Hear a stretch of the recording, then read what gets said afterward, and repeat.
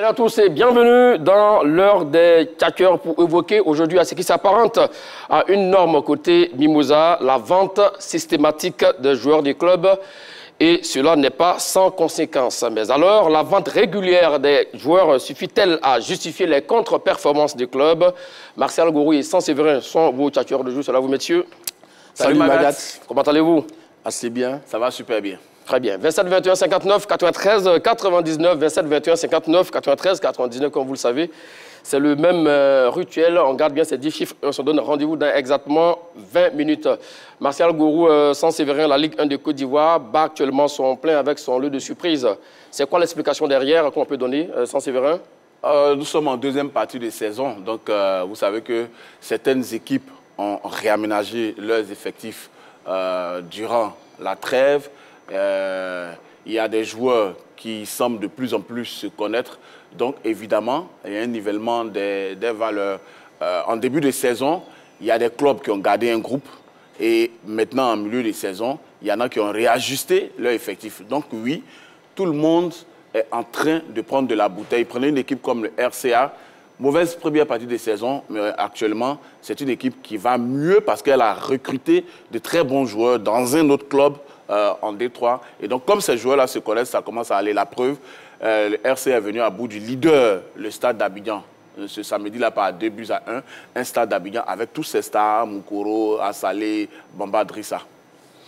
Je pense que le temps de l'adaptation est passé. D'accord. Naturellement, on est à la moitié de la saison.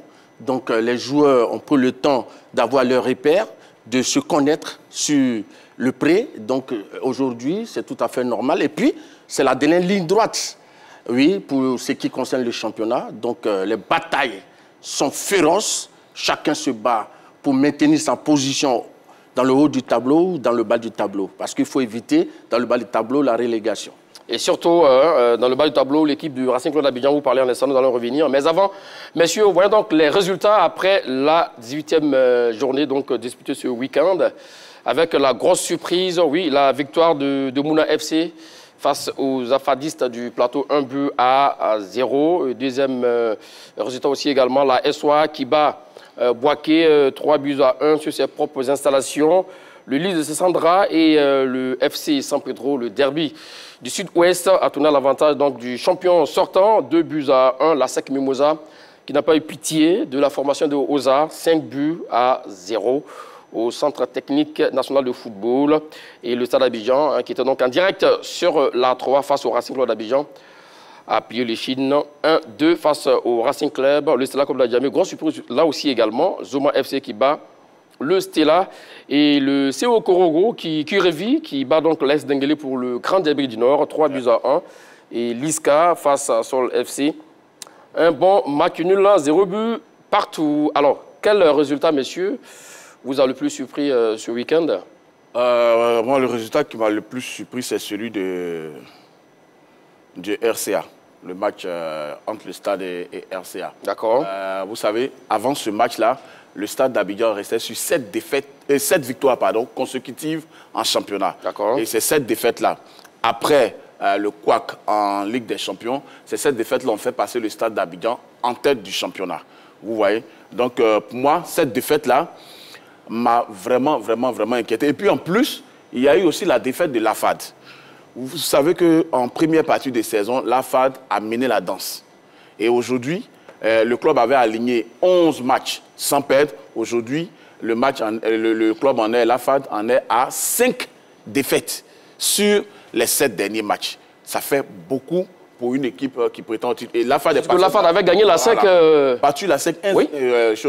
Donc 2-0 lors de la deuxième journée, oui. Pour passer justement en tête. Et justement, ces défaites-là ont fait que l'AFAD est aujourd'hui deuxième derrière le Stade d'Abidjan avec 33 points, le Stade en a 36. Et l'AFAD est même talonné aujourd'hui par la SEC Mimosa, oui, qui revient aussi dans la course alors que le club avait été largué en première partie de saison. Donc c'est un championnat où tout est en train de se resserrer, où les résultats sont de plus en plus inquiétants pour d'autres, surprenants pour certains. Donc oui, la Ligue 1 est en train de nous étonner cette saison. Et pour lui, hein, le résultat le plus surprenant, c'est cette victoire du Racing Club d'Abidjan face au Stade d'Abidjan. Naturellement, parce que quand on prend l'équipe du Stade qui aligne 7 victoires de rang et qui arrive à perdre. Mais cela s'explique parce que depuis le retour, depuis le début de la phase retour du championnat, le RCA enregistre 3 victoires de rang. Première victoire face à la FAD, 1-0. Une autre victoire face au Stila, 3-0. Et récemment, cette fois-ci, une victoire face au Stade. Donc, cette équipe connaît un regain de vitalité. Et bon, malheureusement, le Stade a coincé, mais ça peut arriver. Vous savez, il y a des... Ce qui veut dire que, mon cher Martial Goro, ce qui veut dire que le Stade était averti que le Racing Club d'Abidjan revenait, enfin, pas dans la course, mais revenait vraiment quand même très fort. Gagner donc la FAD, qui était deuxième, gagner le Stade Niamey avec la manière. Tout à fait. Donc, je vais dire que ça arrive, vous savez, les équipes connaissent à un moment un arrêt. Oui, donc, je crois que le Stade, après les efforts, tant de victoires, je pense qu'a accumulé peut-être de la fatigue. Donc, il y a un ressort certainement qui est cassé. Donc, et puis, bon, il y a la défaite de la FAD quand même. La FAD, c'est l'un des clubs qui joue dans le haut du tableau et qui tombe face à Mouna FC, donc 1-0. Donc, je crois que là aussi, c'est une surprise. Et là, également, c'est une surprise. On va revoir le but, donc, l'ouverture du score du Racing Club d'Abidjan face au Stade d'Abidjan, mon cher Séverin. Vous étiez au stade, me semble-t-il. Oui. Voilà. Mais un jeune garçon comme ça qui reçoit un ballon de la sorte qui... Oui, carrément, Bamba Dirissa. C'était un droitier qui, à Lamine Yamal, envoie le ballon au fond des filets de Bamba Dirissa, qui était quelque peu avancé. Il ne pouvait rien faire sur ce ballon. Et vous voyez là la seconde action construite, ce retrait et un but... de Diakaria Sangaré. Oui, à la clé. Donc le RCA a vraiment pris la mesure du match. Le Stade d'Abidjan a joué par intermittence avant que Salé Roger ne vienne réduire le score, mais il était déjà trop tard pour revenir à 2 buts partout. Donc cette victoire du Racing Club d'Abidjan leur permet de quitter la zone rouge. Exactement, exactement. Elles sont nombreuses comme ça, les équipes qui ont commencé à quitter la zone rouge. Regardez le CO Korogo, qui est de plus en plus intraitable à domicile, qui vient de gagner dans le début du Nord l'AS Denguélé par 3-1 et qui, dans 2 jours, va affronter le Dauphin, la FAD, sur ses installations. Je crois que la FAD doit s'attendre à des surprises de la part de cette équipe de CO Korogo qui devient de plus en plus imprenable sur ses installations. Pour parler de CO Korogo qui a gagné donc l'AS Denguélé 3-1, mon cher Martial Goro.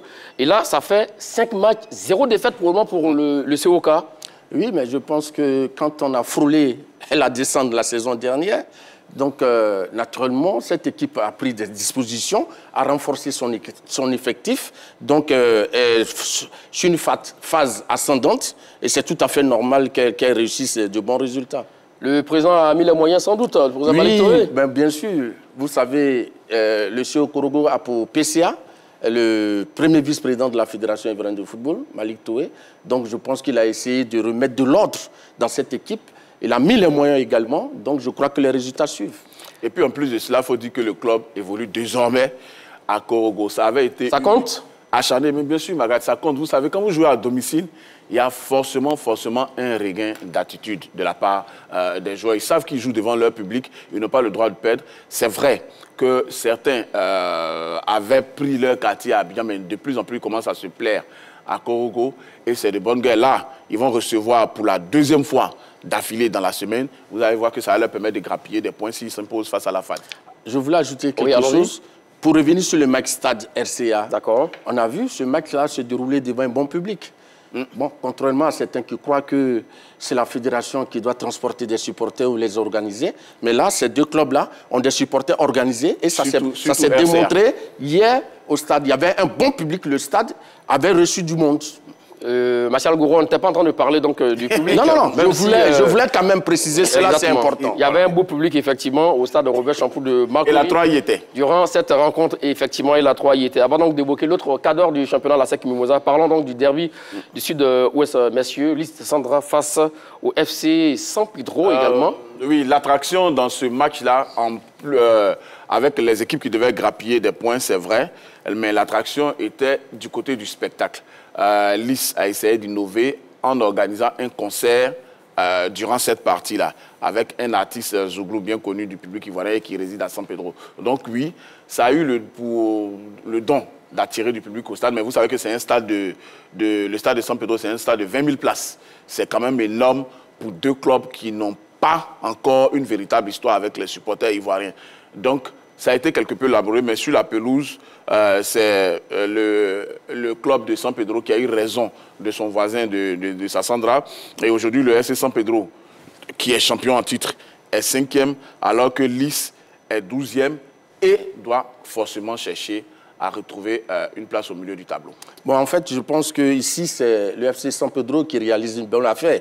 Parce qu'avant ce derby de l'Ouest, du Sud-Ouest, pardon, le FC San Pedro était 6e.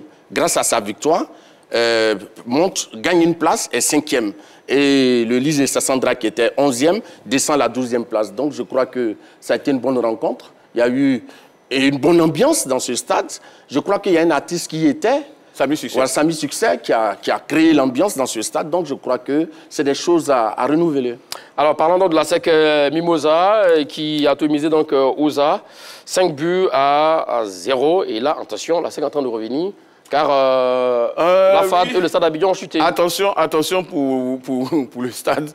Pour l'instant, la SEC a 6 points du Stade d'Abidjan qui est leader, qui a 36 points. La SEC en a 30 et la FAD en a 33. Vous voyez donc la différence entre la SEC et la FAD aujourd'hui, c'est la confrontation directe qu'il y a eu entre les deux magasins. Vous le rappeliez en début d'émission, la FAD avait battu la SEC 2-0, ouais. 3 points de plus que la SEC. Mais la SEC est en train de bien revenir. Ça a été un match somme toute facile à Benjerville face à Oza, avec l'équipe la plus titrée de Côte d'Ivoire contre un promu, on va le dire comme ça, un nouveau venu dans l'arène du football ivoirien. La SEC n'a pas eu de pitié et ça devient aussi inquiétant pour Oza, qui, en plus d'avoir décrié l'arbitrage, commence sérieusement à marquer le coup. D'accord, c'est bien cela. En fait, je pense qu'il a tout dit. Hein. Mais est-ce le revers de la SEC Mimosa? Oui, naturellement. Monsieur Magat, on a vu cette équipe de la SEC commencer difficilement. Oui. Et nous avons dit ici sur ce plateau que cela était dû à un problème de temps d'adaptation de ses joueurs. Parce que son effectif, l'ossature de son effectif avait été changé à 80%. Et aujourd'hui, avec le temps, la mayonnaise est en train de prendre et la SEC, aujourd'hui, remonte au classement.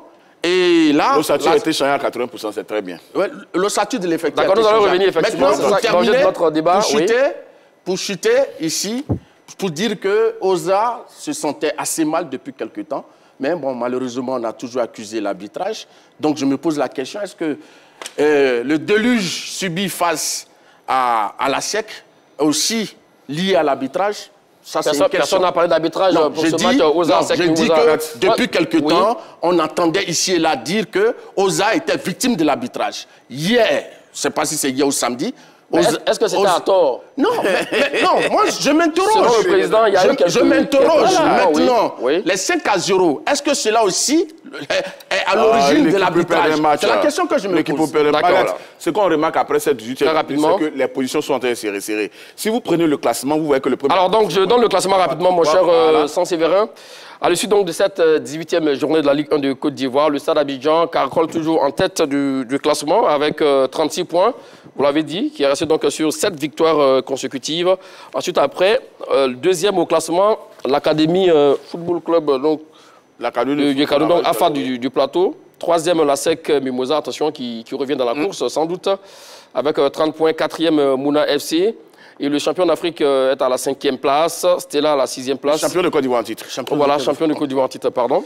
Et l'équipe de Séokoro, qui était relégable il y a 3 à 4 journées, 11e au classement, le Racing Club d'Abidjan, suite à sa victoire sur le Stade d'Abidjan, quitte la zone rouge qu'elle laisse désormais à cette formation de l'AS Denguélé. Et Olympique Sport d'Abobo Oza, qui termine la marche avec 14 points rapidement. Exactement. Quand vous prenez de la 4e place... Vous pariez pour la relégation? Non, je ne veux pas parier. Mais quand vous prenez de la 4e place à la 14e place, regardez le classement Magat. 27 points, 27 points, 28 points, 29, 28, 27, 24, 23, 21, 19, 19, 19. 3 équipes à 19 points. Tout est resserré. En début de championnat, c'était un peu disparate. Mais là, on sent que chaque équipe commence à afficher la position qui pourrait peut-être être la sienne en fin de saison. Moi, ce que je remarque pour cette 18e journée, je pense que l'équipe d'Iska, malgré le 0-0 face à Sol FC, fait quand même un bon prodigieux. Iska gagne 5 places. Iska était classé 15e à l'issue de la 17e journée et Iska aujourd'hui est 10e. Donc je crois que c'est quand même quelque chose d'assez significatif. Significatif et remarquable. Alors, le problème, c'est que Iska est à 3 points du premier relégable. D'accord. Le troisième. Avançons, messieurs. Il a 16 points. En tout cas, la SEC Mimosa a gagné, hein, on l'a dit, 5-0 face à OSA. Mais pour beaucoup, la SEC n'a pas encore retrouvé sa vitesse de croisière. La cause, le perpétuel recommencement dû à la vente régulière de ses joueurs. Alors, cette vente régulière des joueurs de la SEC Mimosa suffit-elle à justifier les contre-performances des clubs? Voici le sujet du jour. Nous vous écoutons là-dessus, sans Séverin. Oui, je pense que oui. Vous savez que quand une équipe arrive à garder son effectif sur 2-3 saisons, elle commence à faire des merveilles. Nous allons en revenir plus en détail sur ce que j'évoque là.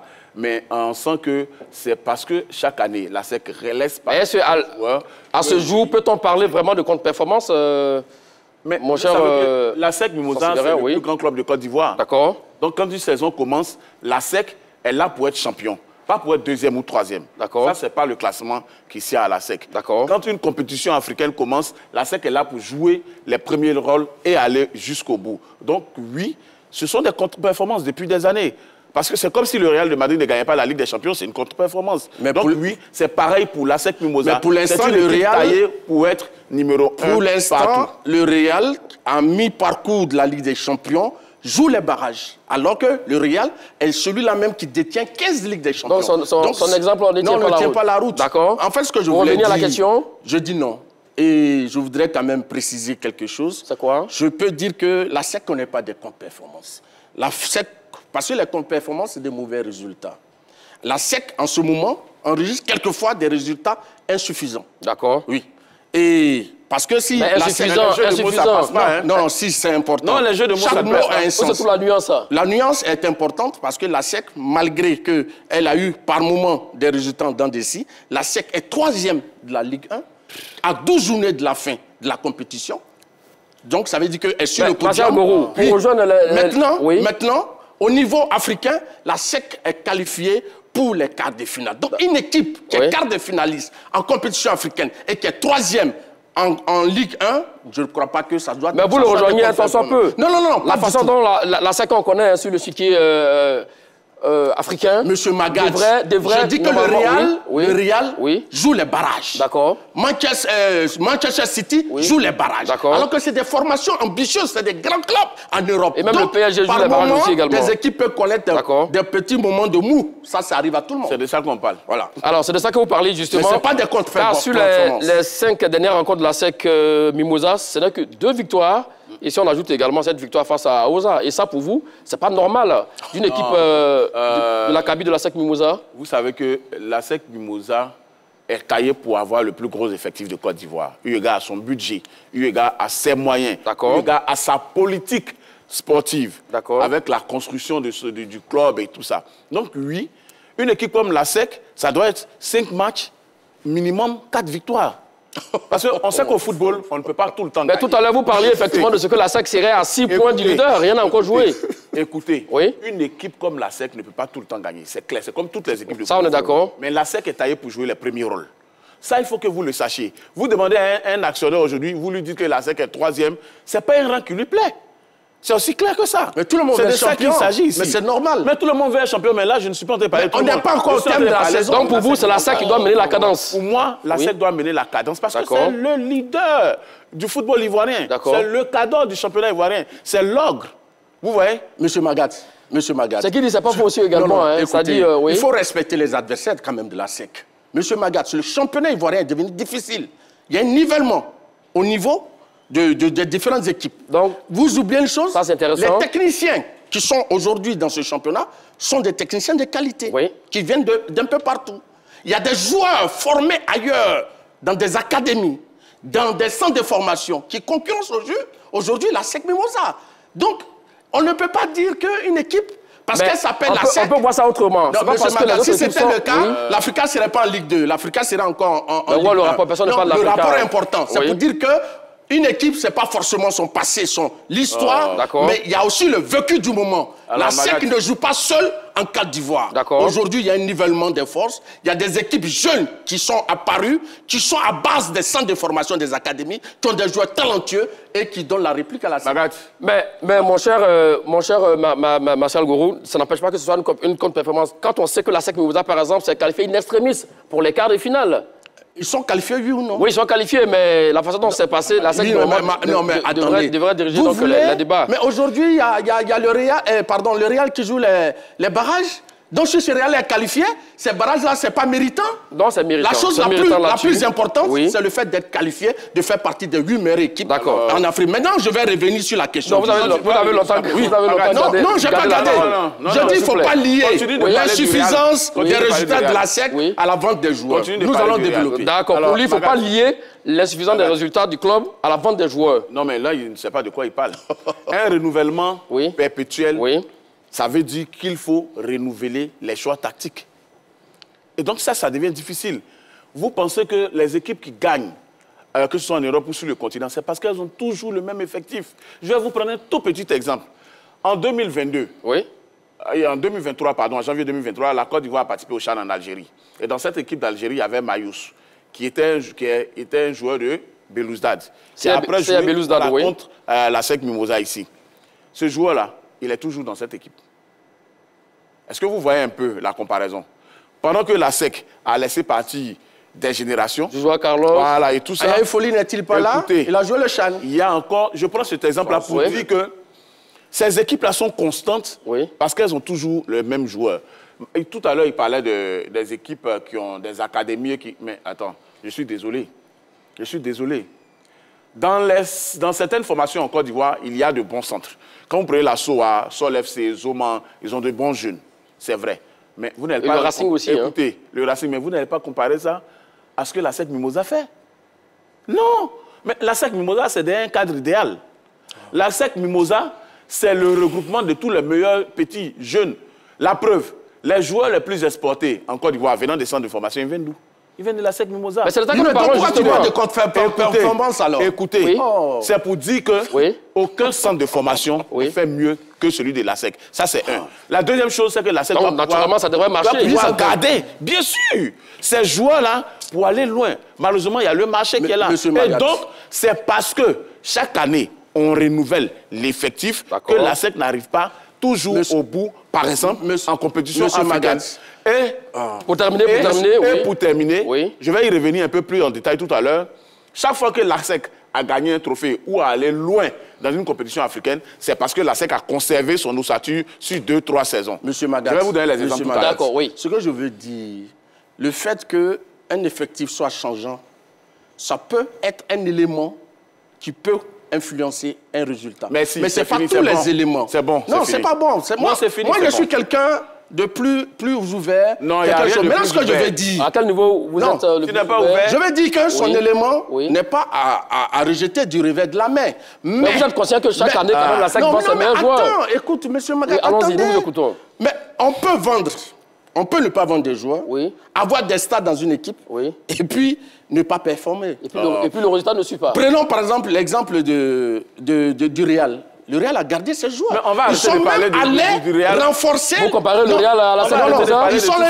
Ils sont même renforcés l'effectif avec un certain M. Mbappé. Vous prenez le cas de Manchester City qui a gardé son effectif, qui l'a même renforcé, mais qui est en difficulté. Donc, ça veut dire quoi? On peut garder des joueurs et puis ça peut ne pas marcher.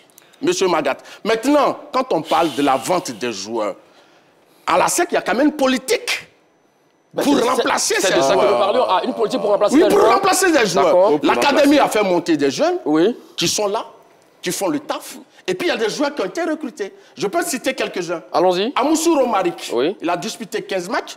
Et ça, c'est les statistiques de la première phase du championnat de la saison. Amoussou Romaric a fait quoi? Il vient de l'académie.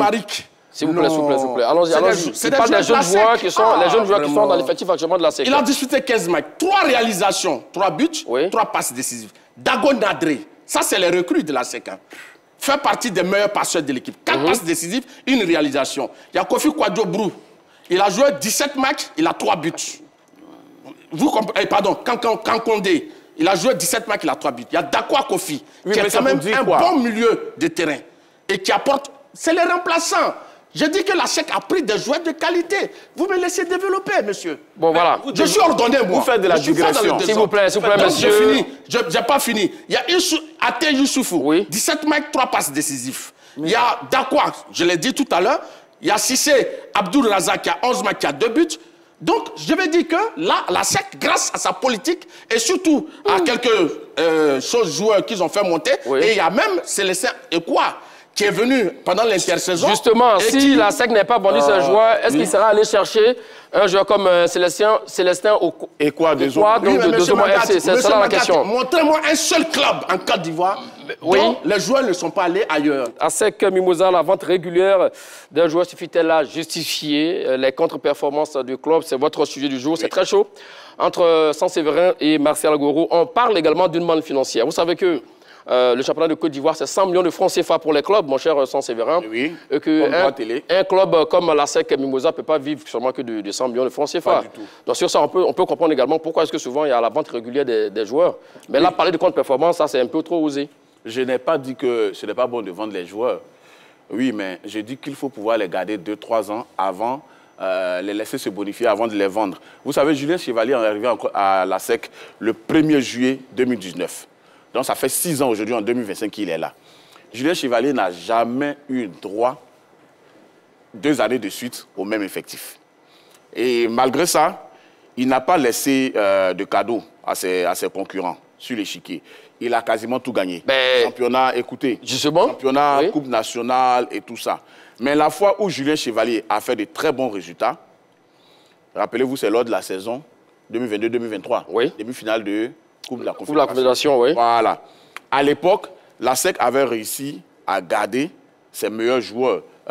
Zouzou Carlos, Foli Ayayi, Wonlo, Trabi, Atoula. Cette année-là, il n'y a que Diakité, Oumar, champion d'Afrique, Karim Konaté, champion d'Afrique, qui Aziz, vous vous rappelez très bien, qui sont partis. Ils étaient partis, et donc, comme cette ossature est restée, vous avez vu que la SEC est allée en demi-finale de la Coupe de la Confédération. D'accord. On va redescendre un peu plus loin.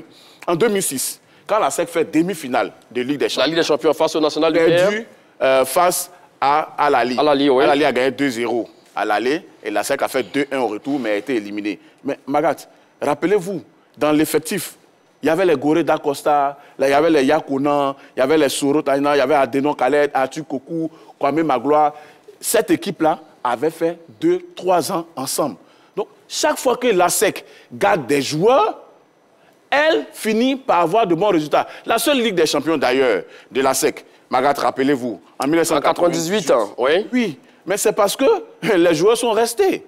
Hein? Seydou Diarra, Ibrahim Diomandé, Florent Baloki, Sam Abou Dominique, Kwasi Blaise, Sibi Badra Aliou, Gaël Chiressoa, Sie Donald, John Zaki, piloté par Oscar Foulone. Donc, chaque fois que la SEC réussit à garder ses meilleurs éléments, la SEC fait de bons résultats. C'est de ça qu'il s'agit.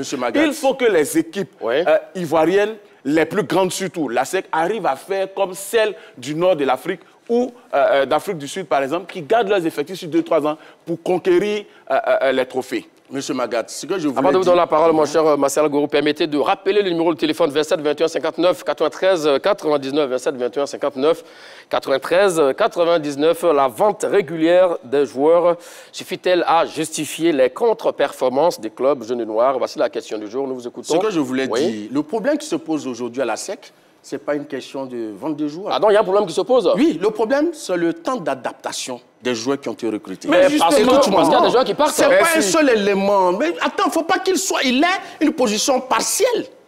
Oui, tronquée. D'accord. Il faut poser le problème en général. Il ne faut pas prendre un seul élément. Ici, du temps de Kiazi, des Zouzoua, pas comme des Zougrana, des AK6. Mais ils ne se sont pas imposés en même temps. C'est lorsqu'ils ont eu le temps de s'adapter que ces derniers ont gagné 3 championnats. Donc ici, je vais revenir sur une chose. Non, les gens racontent... Non, monsieur Megat, excusez-moi. Les gens racontent beaucoup de choses. Ici, à la SEC, il y a les joueurs qui étaient en fin de contrat. Vous comprenez? Qui Aziz, AK6, Amedio Diomandé. Un joueur en fin de contrat, le prolonge. Oui, non, mais monsieur Maga, si des joueurs veulent aller voir ailleurs, vous allez les obliger. Il y a André, il y a Pokou, Atu Bada, André Habib, c'est des joueurs qui étaient en fin de contrat. Et la SEC, si la SEC n'accepte pas de les vendre, la SEC perd. Parce qu'ils deviennent des joueurs libres. Je n'ai pas fini. Donc, prenez votre appel. Je vais terminer. Merci pour la passe, Martial Goro. Direction Diaké pour prendre l'avis du chanteur Okniel. C'est là, vous chantez Okniel? Oui, salut Magat et Mathieu Gourou et Sansevere. Salut Chantre. La vente régulière des meilleurs joueurs suffit-elle à justifier les contre-performances du club? Moi, je dis oui parce que dans ces 2 jours, on en souffre beaucoup. D'accord. Moi, je ne dirais pas supporter parce que je ne cotise pas. Nous, les sympathisants de la SEC, on en souffre. Franchement, on en souffre parce que vous voyez qu'aujourd'hui, tous nos joueurs sont tous en partie de l'autre côté. Aujourd'hui, la SEC vend beaucoup de joueurs en Tanzanie et autres. Par contre, Maître Roger Ognien nous a dit, nous les sympathisants et des supporters, que cette année, l'année passée, c'était pour conquérir l'Afrique. Voilà, maintenant, on ne va pas aller conquérir l'Afrique avec, excusez-moi du thème, avec certains joueurs qui ne sont pas performants, qui se Mais Chantre Okniel, pour le moment, vous êtes qualifié pour les quarts de finale? Oui, mais on est qualifié pour les quarts de finale. Vous voyez, dans le dernier carré, les équipes qui sont là. Prenons même l'US Madagé qui nous a battu, aller faire match nul avec nous le retour. Ouais. Mais si la SEC a du mal à marquer, aujourd'hui, quand nous regardons au niveau de la défense, il y a un problème au niveau de la défense. Même si le milieu essaie de faire ce qu'ils peuvent, mais la défense et l'attaque, il y a un problème. C'est maintenant que Eko est venu avec, comment il s'appelle, Béranger, oui. Les Cafondé. Mais ça ne va pas. C'est vrai, on peut gagner aux A 5-0.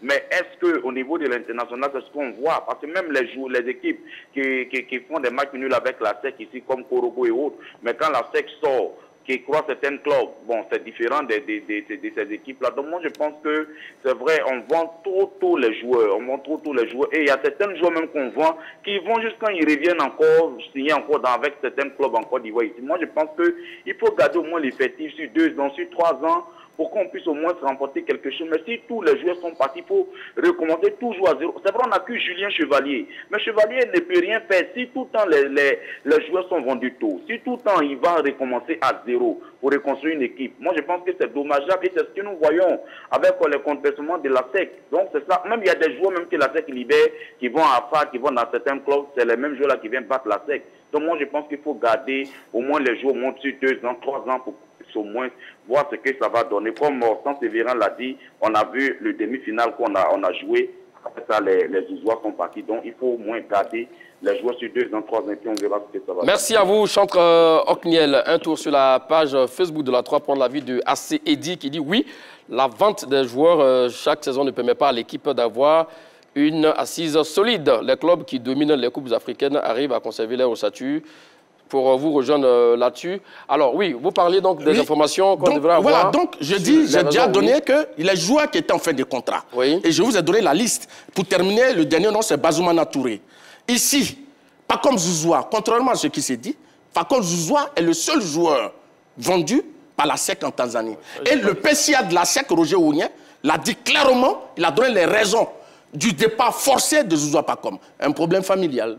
Des parents qui sont intervenus. Chacun veut voir son fils évoluer ailleurs. Maintenant, les joueurs transférés en Europe ont été formés à la SEC Mimosa. Il y a Malik Yakoulkié, il y a Odilon Kosonou, Oumar Diakité, Karim Konaté, etc. Maintenant, M. Magat, oui, la SEC est un club dont la gestion n'est pas basée sur le mécénat. La SEC vit sur ses fonds propres, avec des activités. Oui. Non. La SEC a vraiment une organisation qui est différente des autres clubs. Et je vais vous donner les raisons. Quels sont les résultats de la SEC? Mais la SEC a des meilleurs résultats. C'est grâce à la SEC que la Côte d'Ivoire est retrouvée. C'est les 4 places en Coupe d'Afrique. D'accord, sur ça, on est d'accord. La SEC, en 3 ans, demi-finaliste de la Coupe de la Confédération, quart de finaliste de la Coupe de la Ligue des Champions, et puis encore quart de finale. L'Africa le fait, ton club. Mais qu'est-ce que l'Africa a à voir? Vous êtes en Ligue 2. Et c'est la SEC l'Africa a à voir dans le débat. S'il vous plaît, Martial Gourou, Sansevere n'est pas sur ce plateau en tant que supporter de l'Africa Sport d'Abidjan. C'est lui qui se gargarise d'être supporter de l'Africa. Allez, on prend l'avis de M. Bakayoko. Ça va, M. Bakayoko? Bonjour, ça va très bien chez moi. Vous appelez d'où, s'il vous plaît? Depuis Yopougon. De Yopougon, d'accord. Bienvenue sur la 3, dans votre émission L'heure des tchatcheurs. La vente régulière des meilleurs joueurs suffit-elle à justifier les contre-performances du club, M. Bakayoko? Oui, ici, Daniel. Allô? Oui, nous vous écoutons. Voilà, bon, à mon avis, ce n'est pas un problème typique à la SEC Mimosa seul. D'accord. C'est un problème du football ivoirien en général. la SEC peut bien vouloir garder les joueurs pour continuer. Mais si le salaire des autres clubs qui proposent aux joueurs est plus élevé que celui de la SEC sera obligée de les vendre. Tu peux vouloir garder un joueur. Si en premier contrat, il est payé par exemple 500 000 et il performe aussi la première saison, et qu'il y a d'autres clubs qui lui proposent un salaire de 2 millions. La SEC ne peut pas rivaliser avec ces clubs. Moi, je pense qu'il y a un problème du football ivoirien en matière générale. D'accord. Si les clubs ivoiriens ne sont pas puissants financièrement, aucun club ne pourra garder ses joueurs. Exactement. Merci à vous, M. Bakayoko. Votre avis est très intéressant pour lui. Il faut voir même au-delà, parce qu'effectivement, il y a appel au pied des autres clubs qui peuvent donner des mannes financières. Ici, il ne s'agit pas de savoir pourquoi la SEC vend ses joueurs. Non. Aïe. Non. Il ne s'agit pas de savoir pourquoi la SEC... Tu poses un problème, on dit... Calme-toi. On dit, avec cette vente des joueurs-là, est-ce que la SEC a... S'il vous plaît, messieurs, nous sommes sur un plateau sérieux. On va voir si vous voyez, d'accord? Est-ce que la SEC a de bons résultats? C'est de ça qu'il s'agit. Et j'ai dit non. Simplement parce que c'est quand la SEC garde ses meilleurs joueurs que la SEC a de bons résultats. Bon, aujourd'hui, la SEC est en quart de finale de la Ligue des Champions, n'est-ce pas? De la Coupe de la Confédération. De la Coupe de la Confédération, Bagat. Oui. Mais simplement parce qu'il y a des éléments comme Salifou Diarra-Souba, comme Yellow, formé à l'Académie, aussi comme Folie Ayayi, qui sont encore là, comme Zouzou Carlos. Ça fait combien d'années qu'ils se côtoient? 2 ans.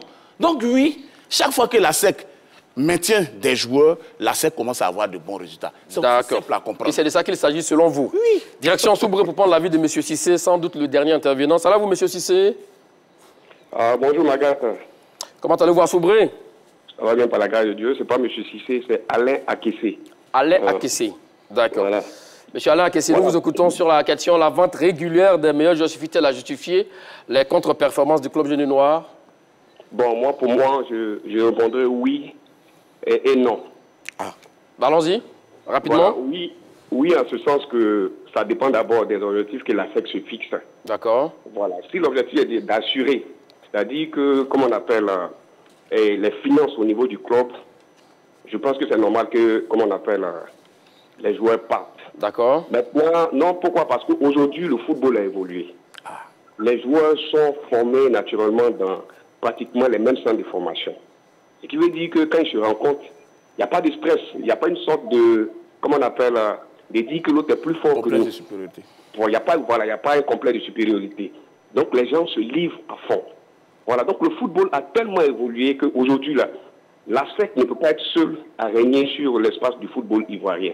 Parce que tous viennent des clubs de formation. Voilà, voici un peu mon point de vue là-dessus.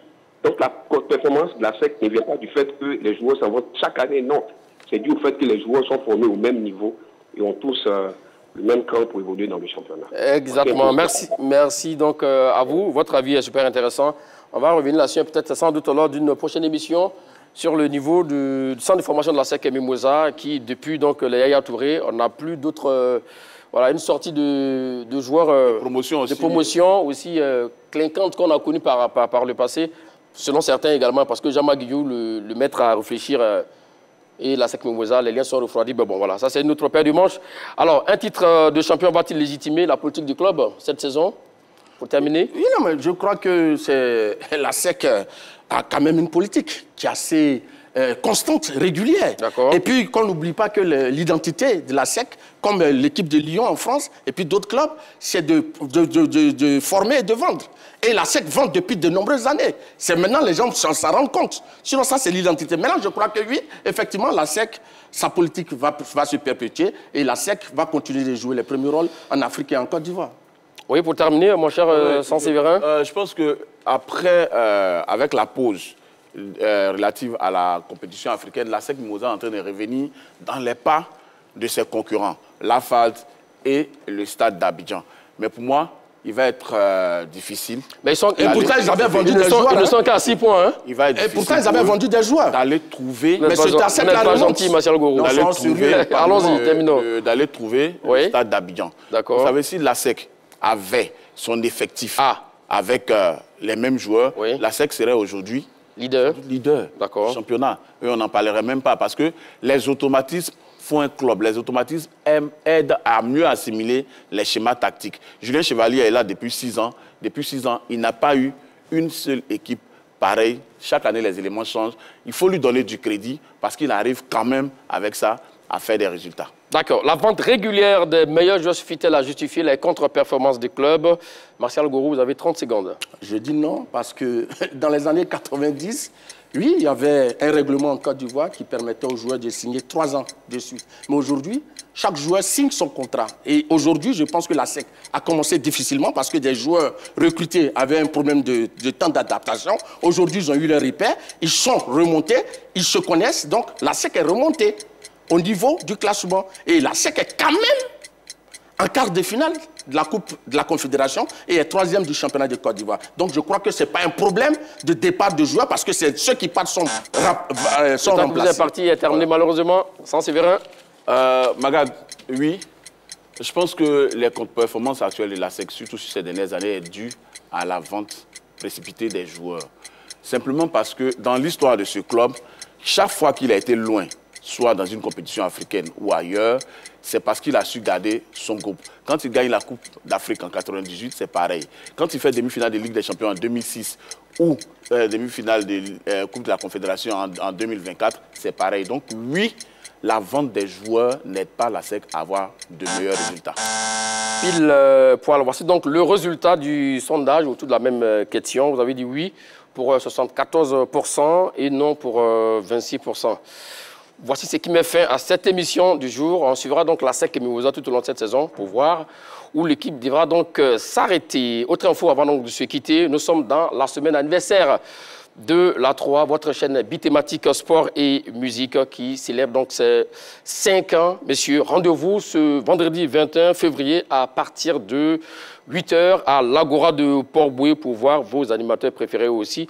Suivre en direct vos émissions cultes dont l'heure des tchatcheurs, le deal PPLK, donc Pi Polémique, LGT, suivi des matchs de gala entre la RTI et les artistes de Côte d'Ivoire.